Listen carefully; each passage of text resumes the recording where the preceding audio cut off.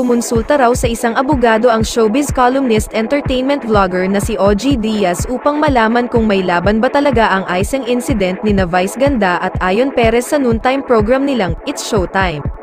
Matatanda ang ginawa ng social media broadcasters ng Pilipinas laban sa magjowa dahil daw sa ipinakita ng dalawa sa segment na Isip Bata.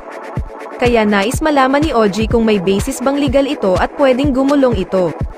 Humingi siya ng professional opinion sa matagal ng abogadong si Attorney Juanito R. Lim Jr. o Attorney June Lim ng Lim & Utat Cozy Law Firm kung may nilabag bang batas sina Vice Ganda at Ayon Perez sa nabanggit na isang incident. Nilinaw ng attorney na hindi niya titingnan ang senaryo dahil kinasasangkutan ito ng mga sikat na personalidad, kundi magbabatay lang sa mga nangyari. At ayon sa demanda, ito ay pinalala pa dahil gumamit ng internet o information technology sa pagpapakalat ng panuuring ito. Bilang abogado raw, naniniwala si Attorney Lim na hindi nilabag ng magjowa ang nabanggit na batas, hindi raw naman kasi dapat nabigyan ng kahulugan ang pagkain ng icing ng cake, kagaya ng ginawa ng dalawa, ang gawang ito raw ay hindi naman labag sa batas.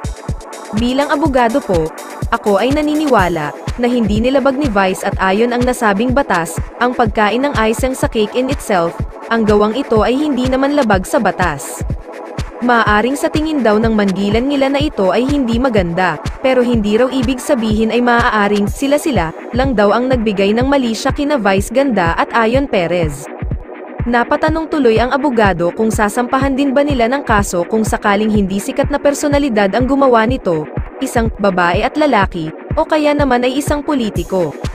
Bilang panghuli, sinabi pa ng abogado na, "The last time I checked, we still live in a democratic country, so huwag po nating takutin ang ilan nating mga kababayan ng mga demanda dahil nagpahayag sila ng mga paniniwala nila, huwag natin silang gantihan sa mga paraan na nagdudulot ng takot din sa taong bayan, mali po ito."